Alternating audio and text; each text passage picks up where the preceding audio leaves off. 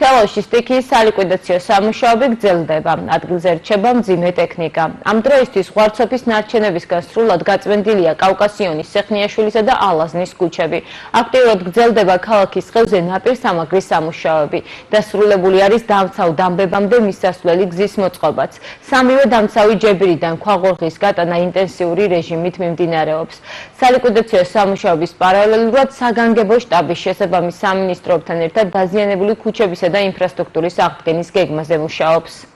თითქმის სრულად გაიწმინდა მოვლენების ეპიცენტრი ნატანი მასისგან, აქტიურად სრულდება გაწმენდითი სამუშაოები ზოგადად კავკასიონის ქუჩა, ალაზნის გამზირის, სეხნიაშვილის ქუჩაზე, ასევე აქტიურად მიმდინარეობს გაწმენდითი სამუშაოები დამბების მიმართულებით, გზა გავიდა მესამე დამბამდეც წმინდება კალაპოტი, 18 ერთეული მძიმე ტექნიკა მუშაობს ამ წუთას დამბების მიმართულებით, ასევე ალაზნის მიმართულებით აქტიურად მიმდინარეობს გაწმენდითი სამუშაოები მდინარე თელავის ხევის, ასევე ვამუშავებთ სხვადასხვა სოფლებში სავარგულების დაზიანებულ გზებს და მდინარე კისის ხევის ნაპირდამცავი სამუშაოების აქტიური გამაგრება მიმდინარეობს